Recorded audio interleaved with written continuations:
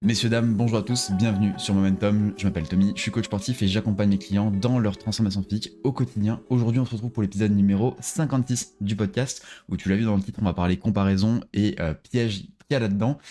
Donc, du coup, aujourd'hui, j'aimerais te parler de ce piège qui est la comparaison où énormément de gens tombent quand ils commencent à préparer leur transformation physique. Concrètement, c'est un piège qui peut détruire ta motivation, créer de la frustration et parfois même te faire abandonner. Donc du coup, le but aujourd'hui, c'est d'éviter ce piège qui est la comparaison, que ce soit la comparaison avec les autres à la salle, sur les réseaux sociaux, ou même n'importe quel physique parfait que tu vas voir à peu près partout sur des spots publicitaires, dans des films, dans des musiques, enfin, dans des clips musicaux, ou n'importe quoi. Mais par contre, le problème, c'est que cette comparaison, elle est absolument jamais juste. Et aujourd'hui, j'arrive parce que j'ai envie de t'expliquer pourquoi la comparaison, elle va être toxique pour ta progression et surtout comment tu vas pouvoir t'en libérer. Donc du coup, écoute bien cet épisode, on attaque tout de suite. Le problème quand tu te compares avec quelqu'un qui est avancé, c'est que tu regardes le chapitre 20 de sa progression alors que toi, t'en es vraiment qu'à ton chapitre 1, qu'à l'introduction.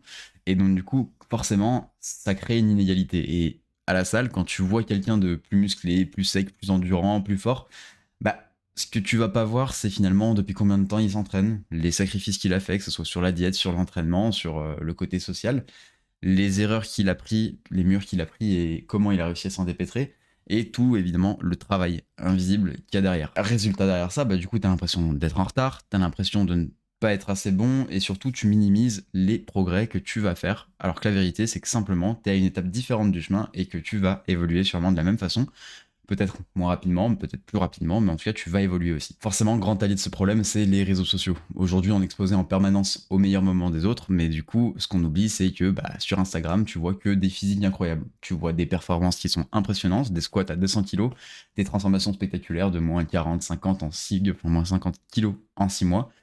Mais comme je te disais avant, quand tu vois ce genre de transformation, tu vois souvent qu'une partie de cette pièce, et au final, tu vois pas les moments de doute, les périodes de stagnation auxquelles tu fais face, les blessures, les abandons, et toute cette partie négative de la transformation physique, et tous les doutes qu'on se met dans la tête.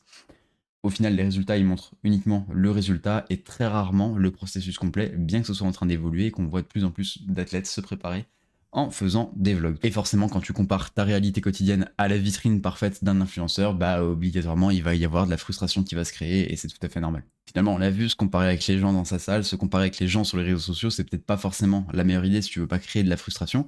En tout cas, ça peut être un moteur pour certains, hein, encore une fois, chacun a son mode de fonctionnement, mais souvent, c'est de la frustration qui va être générée et donc du coup, moi je te conseille, pour t'aider à progresser, de te comparer avec toi, ton ancien toi, celui d'il y a quelques mois, et pour ça, tu peux te poser quelques questions qui sont plutôt simples.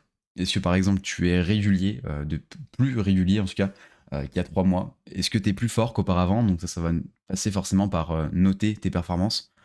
Est-ce que tu te sens avec plus d'énergie, moins fatigué? Est-ce que tu prends plus soin de toi?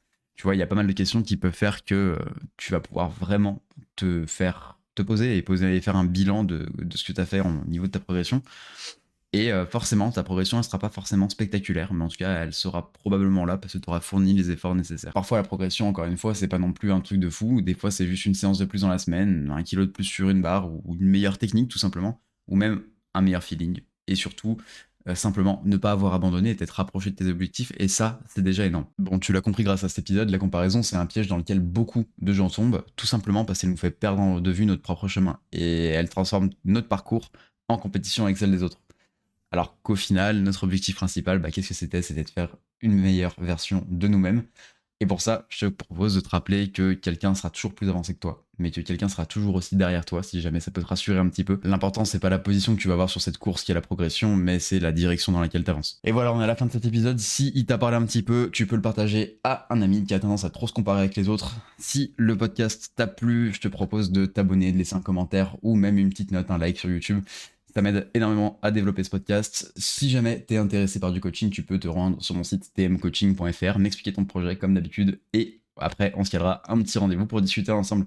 Je te le redis, le lien c'est tmcoaching.fr. Moi je te dis à la semaine prochaine, on se retrouve dimanche 18h. C'était Tommy, salut!